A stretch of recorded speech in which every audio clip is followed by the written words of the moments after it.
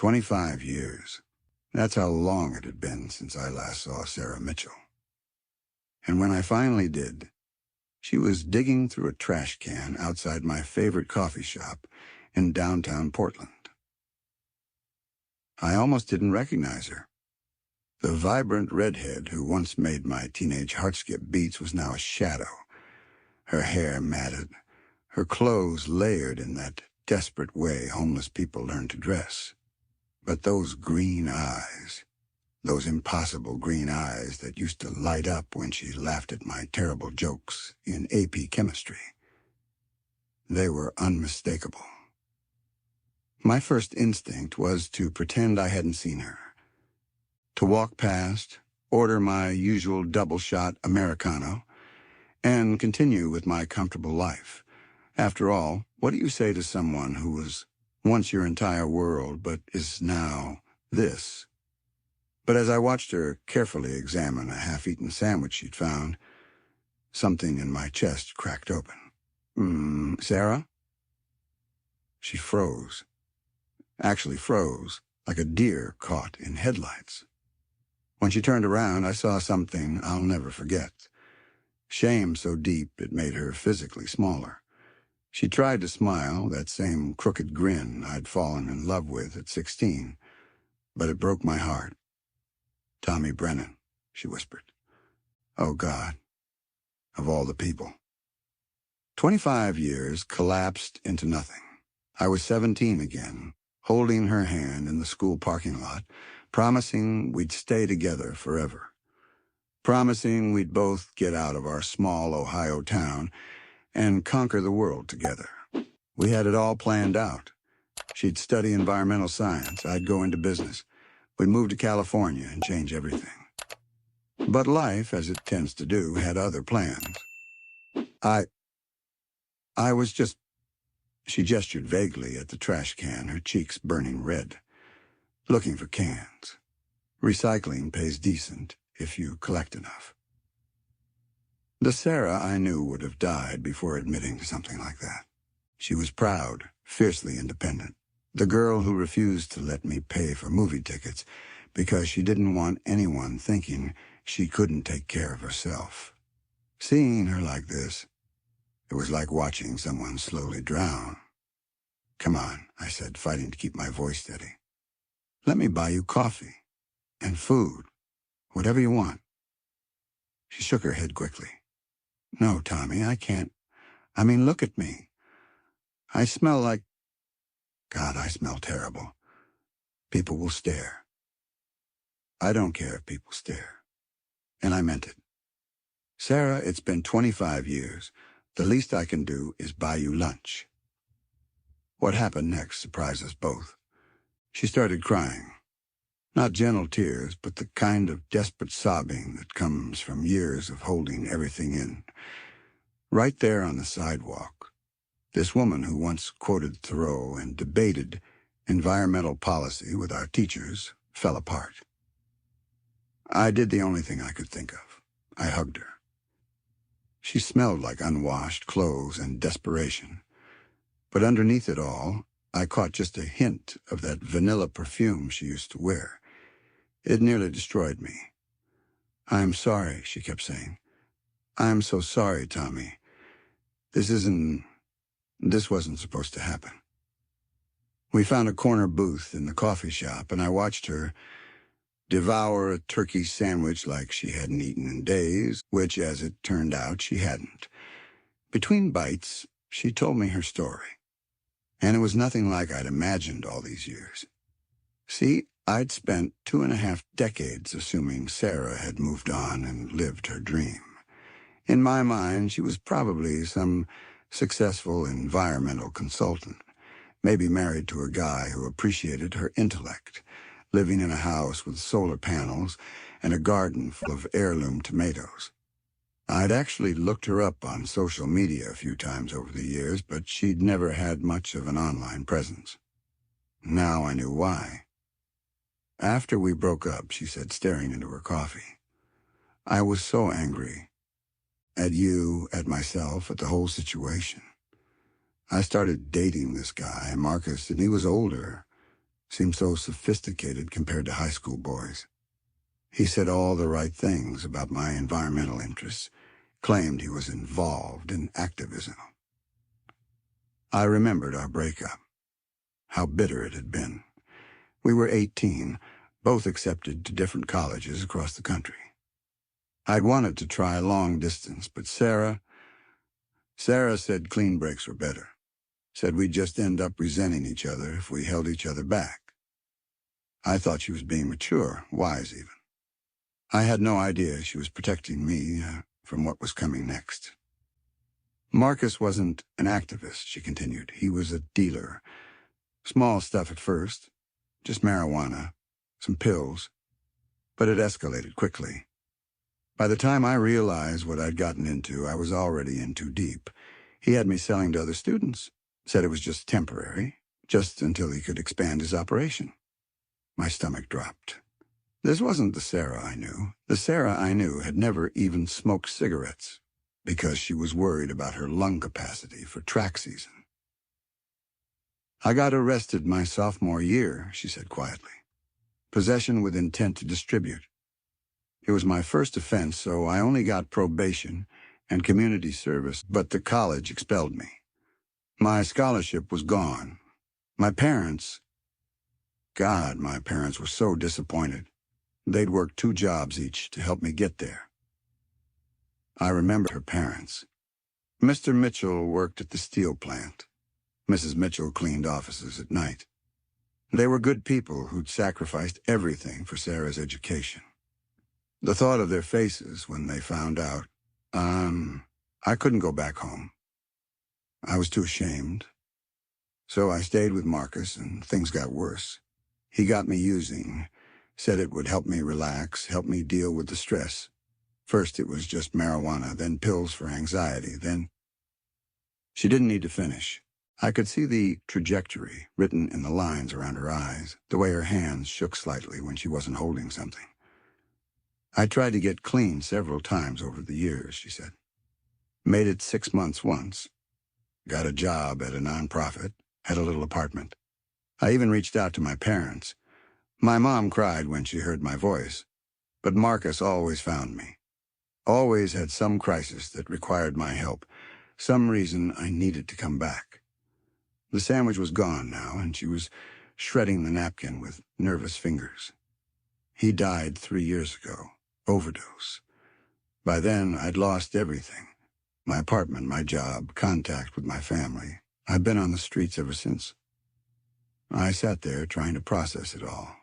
While I'd been building my marketing firm, buying my house in the suburbs, going through my own marriage and divorce, Sarah had been living a nightmare that started with one bad relationship at 18. Where are your parents now? I asked. Dad died 5 years ago, heart attack. Mom moved to Florida to live with my sister. I never told them where I was. They think I'm dead, probably. It's better that way. Sarah, that's not... It is better, Tommy. Her voice was firm, but I could hear the pain underneath. Do you know what it's like to love someone so much that you disappear rather than keep hurting them? My mother used to send me birthday cards for years, even after I stopped responding. Beautiful cards with little notes about how much she missed me. I finally had to change shelters, change cities, just to make sure she couldn't find me. The coffee shop was busy around us, full of hipsters with laptops and college students cramming for exams, normal people living normal lives. I wondered how many of them had walked past Sarah without seeing her, just like I almost had. What about now? I asked. What's your situation currently? She laughed, but there was no humor in it. I sleep in a women's shelter when there's space. When there isn't, I've got a spot under the Morrison Bridge that's usually safe. I collect cans, do some cleaning work when I can find it. There's a clinic downtown that helps people like me, but the waiting list for treatment programs is months long. People like you. Addicts, Tommy, let's not pretend otherwise. I've been clean for 63 days now, but I'm still an addict. Will be for the rest of my life. 63 days. She was counting. I go to NA meetings when I can, she continued. There's one at a church nearby that serves dinner after. Good people, mostly. We look out for each other. I found myself studying her face, looking for traces of the girl I'd once planned to marry. She was there, underneath the premature aging and the wariness. When she smiled, really smiled, not the broken attempts from earlier, I could still see her. Do you remember, I said carefully, that time we snuck out to go stargazing? You brought that thermos of hot chocolate your mom made? For the first time since we'd sat down, her expression softened completely. You brought that terrible blanket that smelled like your dog. Chester didn't smell that bad. Chester smelled like he'd been rolling in dead fish, but she was really smiling now. We stayed out there for hours talking about all the places we'd travel. You wanted to see the Northern Lights. Still do. I hesitated. Did you travel at all? Before everything went sideways? She nodded slowly. Marcus and I went to Colorado once. He had business there. But we stayed in the city. Didn't see any mountains. I kept thinking about how you and I had planned to hike there together. She paused. I thought about you a lot over the years, actually. Wondered how your life turned out. So I told her. About college, about building my business, about my marriage to Jennifer, and our divorce 2 years ago, about my house, my dog, a golden retriever named Murphy, my routine life that suddenly felt hollow in comparison to her struggles. No kids? She asked. Jennifer wanted them, but the timing never seemed right.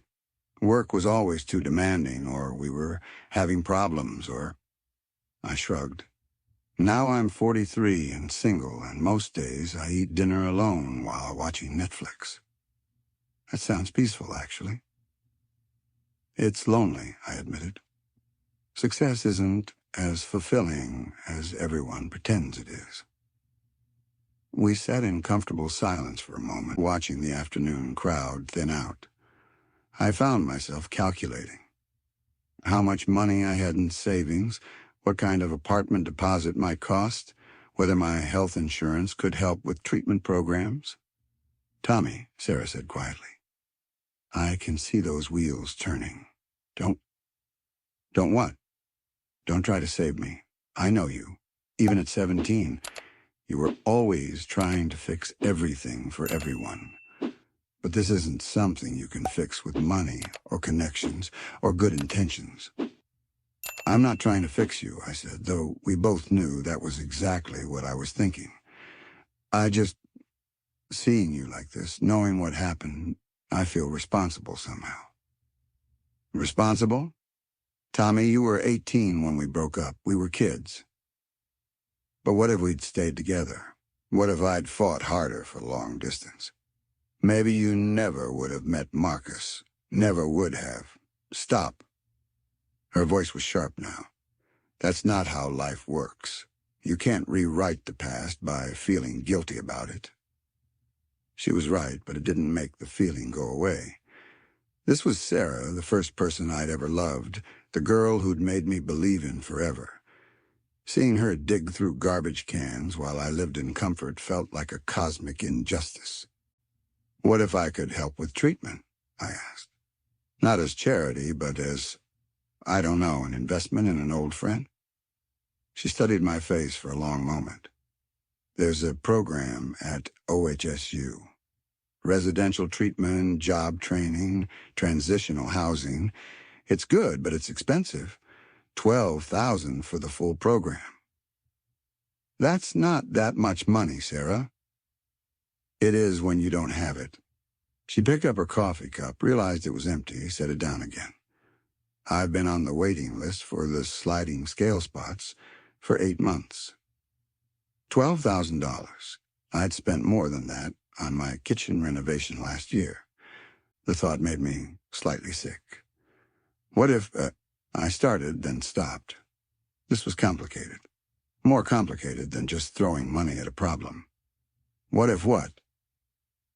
What if I paid for the program, but we set up some kind of structure around it, like you'd pay me back when you're working again. Make it a loan, not charity." She was quiet for so long, I thought she was going to say no. Finally, she spoke. "Why would you do that?" "Because you're Sarah Mitchell, and you once told me that every person deserves a chance to become who they're meant to be. Because seeing you like this is breaking my heart, and I have the resources to help because—" I took a breath. "Because maybe this is why we ran into each other today. I don't believe in fate, Tommy. Neither did I, until today." She stared out the window at the Portland street, watching people hurry by with their important lives and urgent destinations. I watched her think, could almost see her weighing pride against pragmatism, hope against fear. "The program has a waiting list even for paying customers," she said finally. "But Dr. Martinez, who runs it, she's good people. If someone vouches for you, sometimes they can move faster." "What would that involve?" "You'd have to meet with her, probably. Answer questions about why you're willing to invest in a homeless addict you haven't seen in 25 years. She'd want to make sure this isn't some weird savior complex thing that's going to blow up halfway through." "Is it? A weird savior complex thing?" Sarah looked at me directly for the first time since we'd sat down. Really looked at me, the way she used to when we were trying to figure out some complicated chemistry problem together. "I don't think so," she said slowly. "I think you're a good person who's trying to do right by someone who mattered to you once. But Tommy, if we do this, there have to be boundaries. This isn't about us getting back together. This isn't about recreating what we had when we were kids. This is about giving me a chance to rebuild my life, and that's all." "I understand." "Do you?" "Because I can see it in your eyes. You're already imagining some fairy tale ending where love conquers all and we ride off into the sunset. That's not going to happen. Too much has changed. I've done things, been places. I'm not the girl you remember. I'm not asking you to be.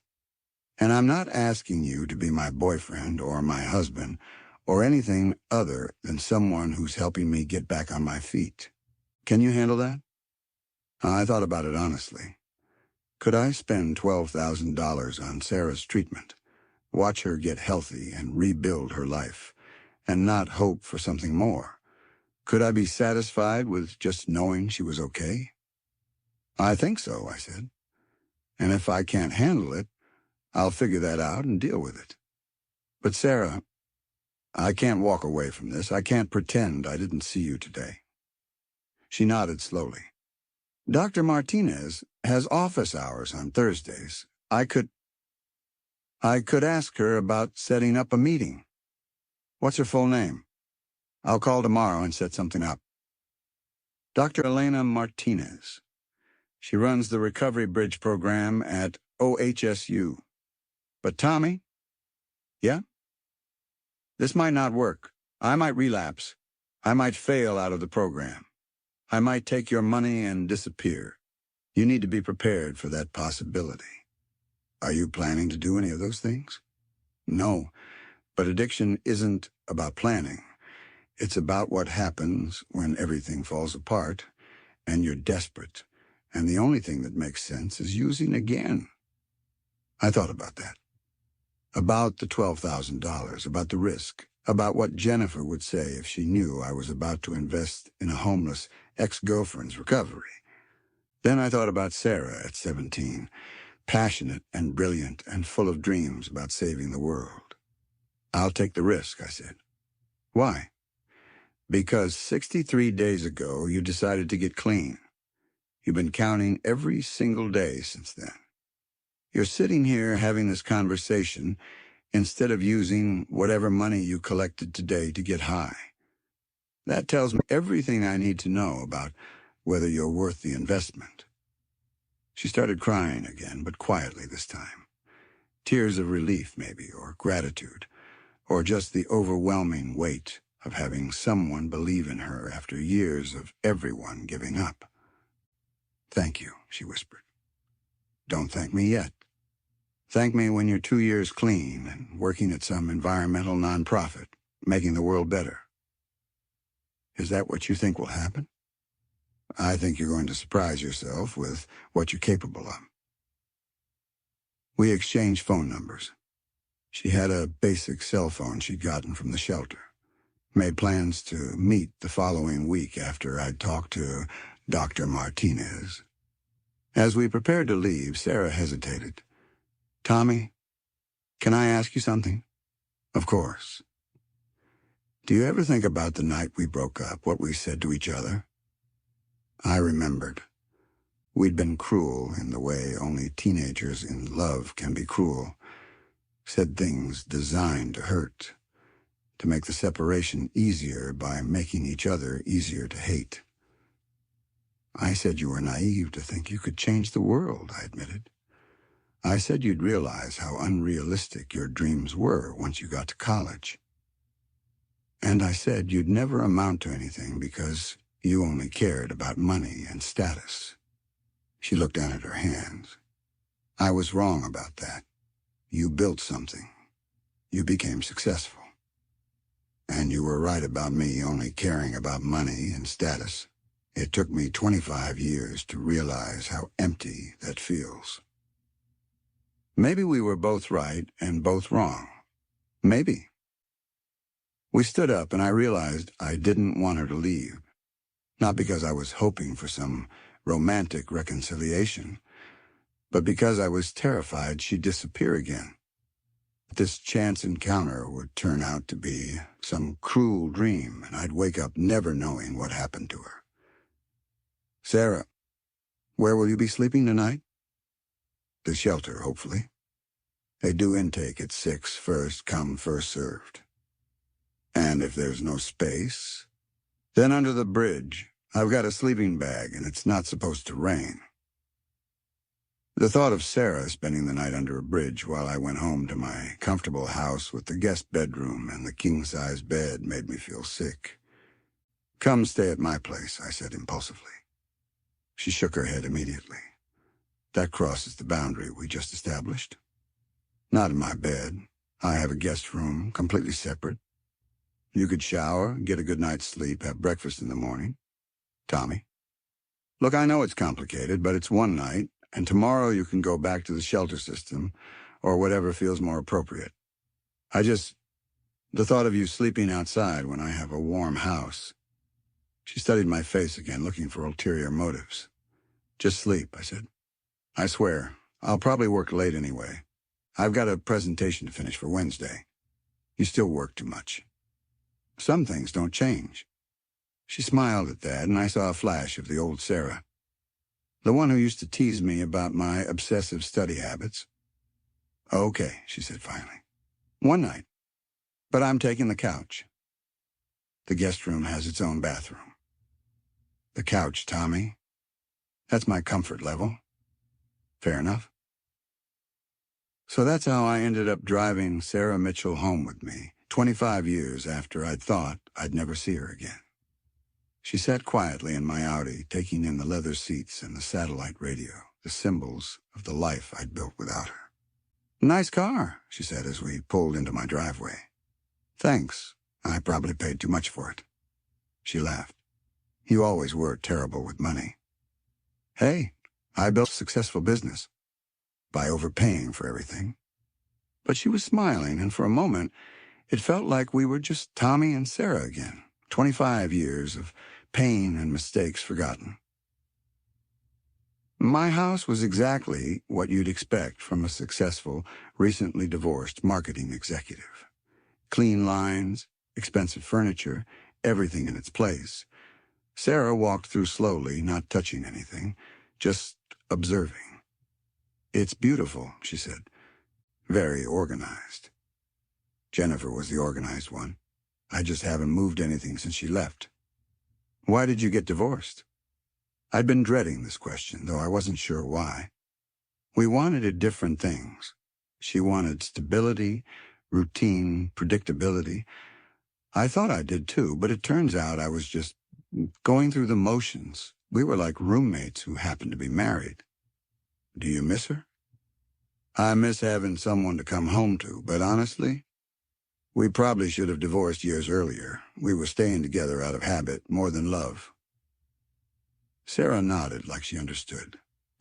I've never been married, never even came close after Marcus. Why not? Trust issues, mostly. And addiction doesn't exactly make you relationship material. Hard to love someone who might steal your wallet to buy drugs. The casual way she said it hit me harder than I expected. This was what addiction had cost her.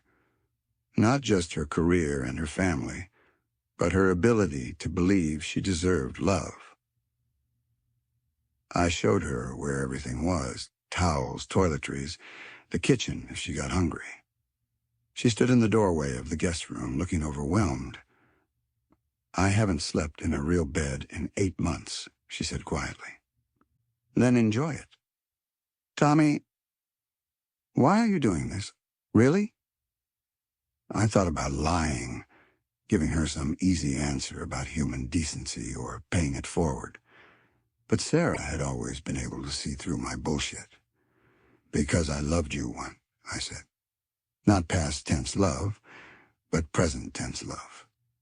Because seeing you today reminded me that success means nothing if you don't use it to help people who matter to you. Because I paused, trying to find the right words. Because maybe this is my chance to be the person you thought I could be when we were 17. She was quiet for a long moment. The person I thought you could be when we were 17 was pretty amazing, she said finally. Yeah, well, he got lost somewhere along the way. Maybe it's time to find him again. She went to shower then, and I tried to focus on work. But I kept thinking about her words, about how she'd been clean for 63 days, about sleeping under bridges, about parents who thought their daughter was dead, about the girl who once quoted Thoreau and dreamed of changing the world, now counting recycling money to survive. I called Dr. Martinez's office and left a message. Then I called my lawyer to ask about setting up a formal loan agreement. Then I sat in my living room listening to the shower run and wondered what the hell I was getting myself into. When Sarah came out wearing clean clothes from her backpack, she looked more like herself, still too thin, still carrying the weight of hard years, but cleaner, more present. Feel better? I asked. You have no idea. She settled onto the couch with a grateful sigh. I had forgotten what hot water feels like. I made us both coffee, and we talked until nearly midnight. Not about heavy things, just catching up on life. She told me about books she'd read at the library and about other people she'd met on the streets, about small victories like finding a decent pair of boots at Goodwill. I told her about my business, about Murphy the dog, about learning to cook during the pandemic. It was easy in a way I hadn't expected. We fell back into the rhythm we'd had as teenagers when we could talk for hours about anything and everything. Some connections, I realized, never really break. They just go dormant, waiting for the right moment to reawaken. I should let you get some sleep, I said finally. You've had a long day. So have you. She looked at me seriously. Thank you, Tommy, for all of it. This is the first time in years I felt human. You are human, Sarah. You never stop being human. Sometimes it's hard to remember that. I left her with extra blankets and went to my own room, but I couldn't sleep. I kept thinking about parallel universes, about the life where Sarah and I had stayed together, where she'd never met Marcus, where we'd both become the people we'd planned to be. But maybe that was the wrong way to think about it. Maybe the question wasn't what could have been, but what could still be. The next morning, I found her in the kitchen making coffee. She'd folded the blankets neatly and cleaned up after herself, trying not to be a burden, even here. Sleep okay? I asked. Best night's sleep I've had in months. She handed me a mug. I called Dr. Martinez this morning. She can see us Thursday at 2. Us? She wants to meet you before she'll consider an expedited placement. Make sure you're serious and not some creep with ulterior motives. Fair enough. What should I expect? Questions. Lots of questions.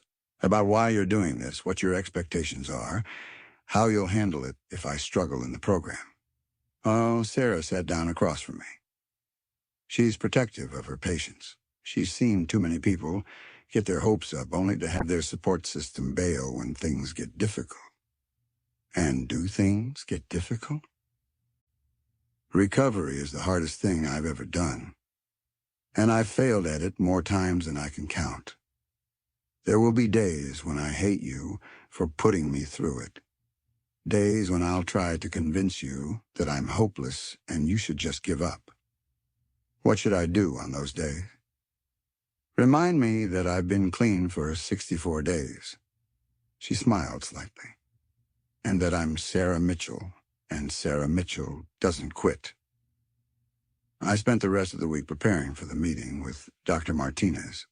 I researched her program, read about addiction recovery, tried to understand what I was really committing to. It wasn't just the money. It was signing up to be part of Sarah's support system for the next year at minimum. Thursday afternoon, we met at OHSU. Dr. Martinez was a small woman with intelligent eyes and a firm handshake. She grilled me for an hour about my motivations, my resources, my understanding of addiction. She asked pointed questions about my relationship history with Sarah, about my expectations for her recovery, about how I'd handle it if she relapsed. Mr. Brennan, she said finally, I'm going to be very direct with you. Sarah is a high-functioning addict who's been on the streets for 3 years. She's been through detox 4 times and relapsed each time within 6 months. Her longest period of sobriety was 8 months, 2 years ago. What makes you think this time will be different? I looked at Sarah, who was sitting quietly beside me. She'd warned me this question was coming. Because this time, she's not doing it alone, I said. Because she has someone invested in her success who isn't going to disappear when things get hard. Because she's survived 3 years on the streets and still has the strength to keep trying. And because, I paused, because I believe she's stronger than her addiction. Dr. Martinez studied us both for a long moment. The program is 90 days residential, followed by 6 months of outpatient support and job training. The total cost is $12,000 due in advance. If Sarah completes the full program, she'll have transitional housing for up to a year while she establishes employment and stability. And if she doesn't complete it, then you'll have lost your money, and Sarah will be back where she started. There are no refunds for good intentions. I looked at Sarah again. She was staring at her hands, trying not to hope too hard. When can she start? I asked. We have an opening Monday. If you're serious about this, I need a cashier's check by Friday afternoon. You'll have it. Dr. Martinez nodded briskly. Sarah will need you here Monday morning at 8 a.m. with everything you own. The first 30 days, you'll have no contact with the outside world except for medical emergencies. After that, supervised visits and phone calls. Mr. Brennan, I strongly suggest you use that 30 days to examine your own motivations and decide whether you're prepared for this long-term commitment. I am prepared. We'll see. Outside in the parking lot, Sarah was quiet. We sat in my car watching people come and go from the medical complex. Are you scared? I asked. Terrified, she admitted. What if I fail again? What if I waste your money and end up back on the streets? What if you don't? I don't know how to imagine that anymore. I've been in survival mode for so long. The idea of actually building a life again feels impossible. Sarah, look at me. She turned to face me. You are not the same person who relapsed before. You're stronger now, more determined. And this time, you're not alone. Promise me something, she said. What? Promise me that if I mess this up, you won't blame yourself. This is my choice, my responsibility. Whatever happens, it's not on you. I promise. But you're not going to mess this up. How can you be so sure? Because you're Sarah Mitchell. And Sarah Mitchell once told me that every person deserves a chance to become who they're meant to be. I think it's time you gave yourself that chance. The next day, I went to the bank and got the cashier's check. $12,000 made out to the Recovery Bridge program. It was, without question, the best investment I'd ever made. Saturday, Sarah and I spent the day together. We drove to the coast, walked on the beach, talked about everything and nothing. She was nervous about Monday, but also more hopeful than I'd seen her. For the first time in years, she had a real plan, a real chance at rebuilding her life. Thank you, she said as we watched the sunset over the Pacific. Not just for the money, but for believing in me when I'd stopped believing in myself. You don't need to thank me, Sarah. Just get well. Build the life you're supposed to have. What if the life I'm supposed to have doesn't include you? It was the question I'd been avoiding. The possibility that Sarah would get clean, get stable, and decide that keeping me in her life was too complicated or painful. Then I'll be happy knowing you're okay, I said. This isn't about me, remember? It's about giving you a chance. But it is about you, a little bit. You're not doing this purely out of altruism. She was right, of course. Part of me was hoping that helping Sarah would lead to something. A relationship, a future, a chance to reclaim what we'd lost. Maybe, I admitted. But even if it doesn't work out the way I might hope, I still want to do this. I need to do this. Why? Because 25 years ago, I let the best person I knew walk out of my life without fighting for her. I'm not making that mistake again. Monday morning, I drove Sarah to OHSU. She had everything she owned in 2 garbage bags and a backpack. It was heartbreaking and hopeful at the same time. This is it, she said as we pulled into the parking lot. This is it.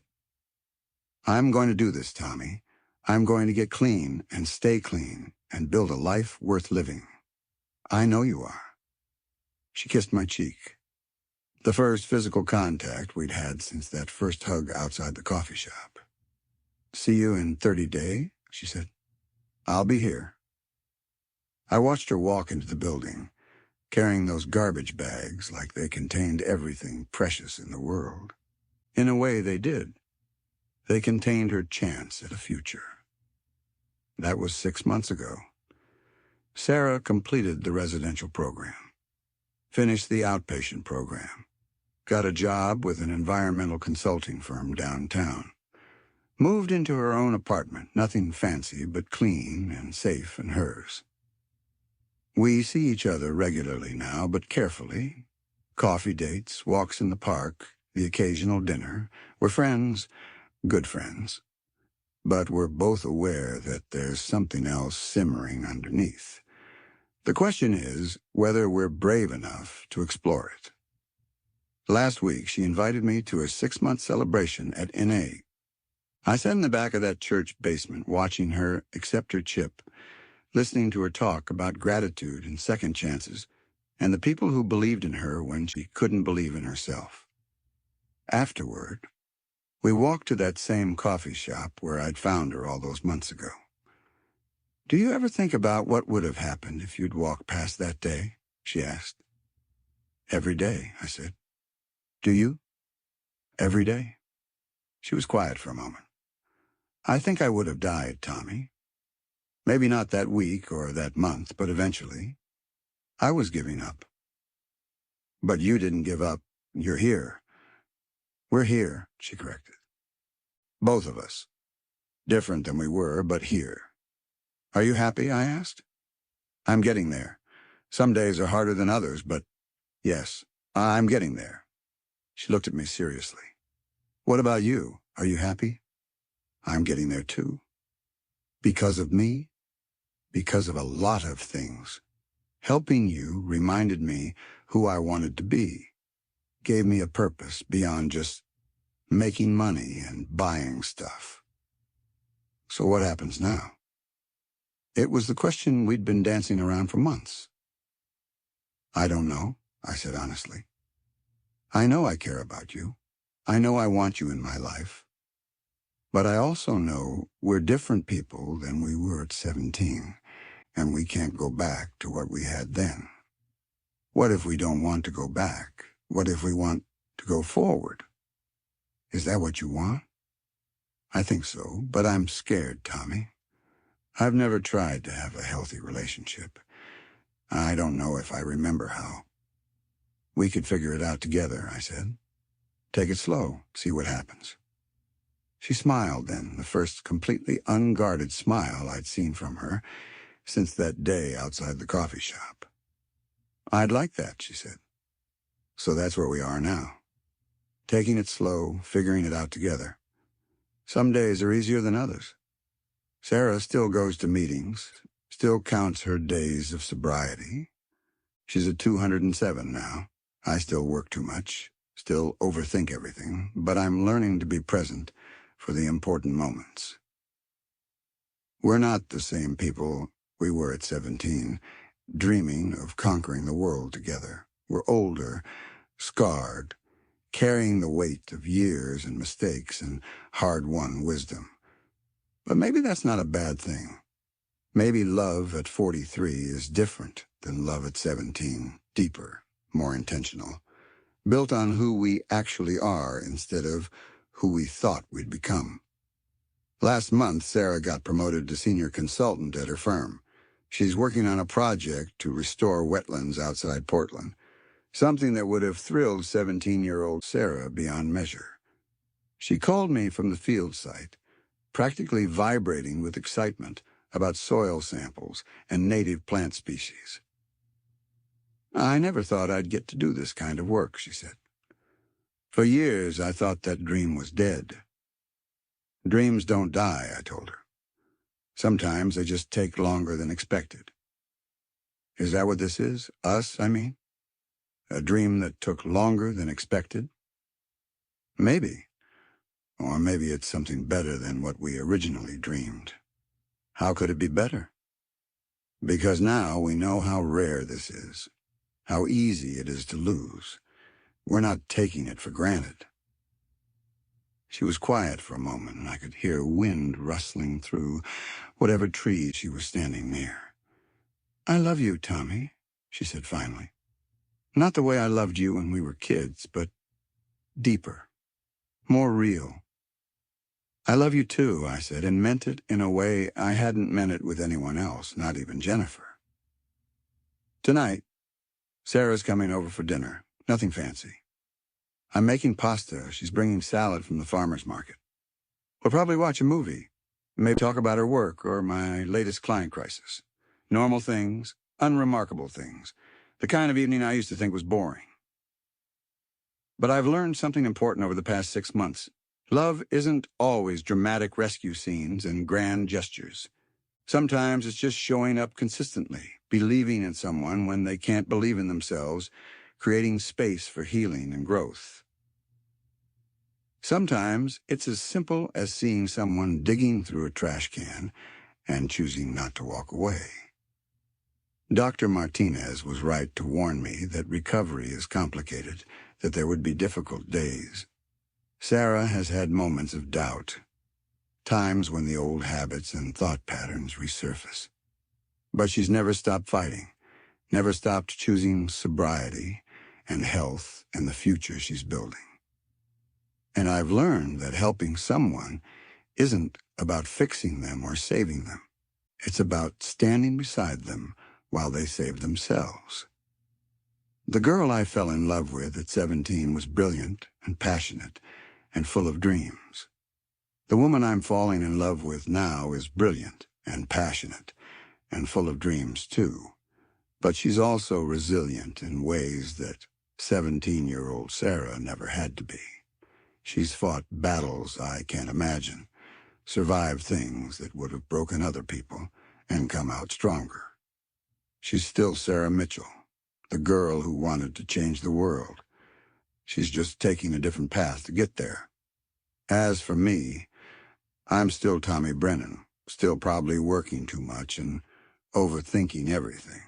But I'm also learning what it means to love someone not for who they used to be or who they might become, but for exactly who they are right now, in this moment, scars and strength and everything in between.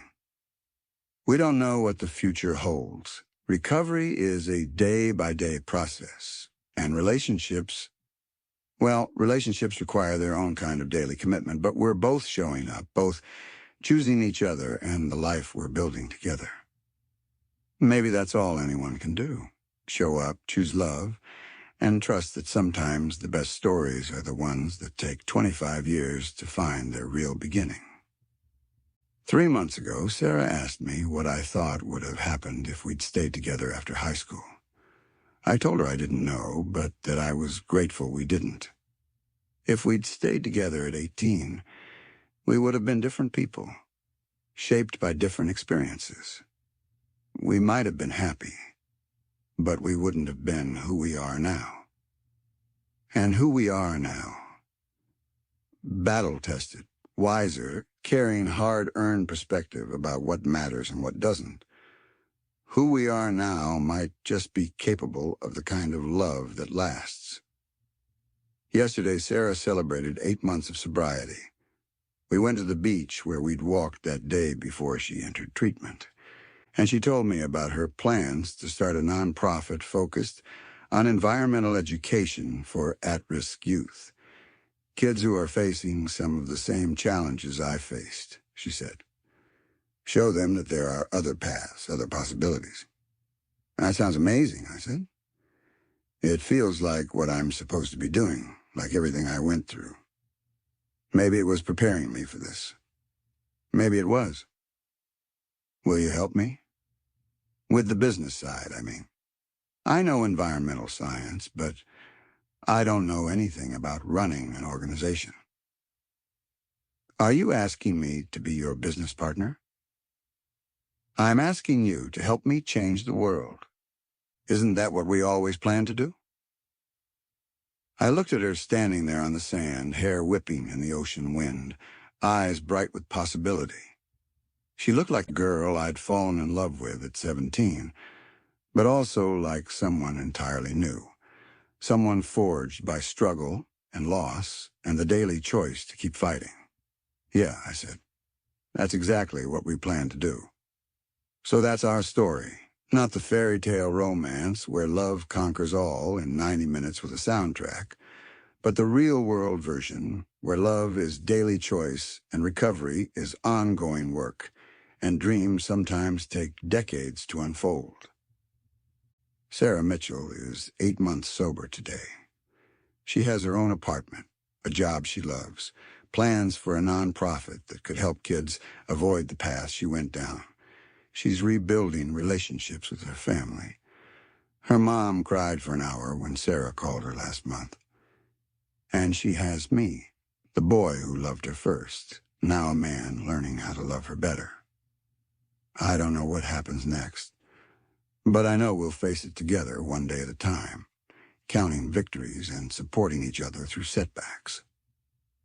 Because sometimes the most powerful thing you can do is refuse to walk past someone who needs help.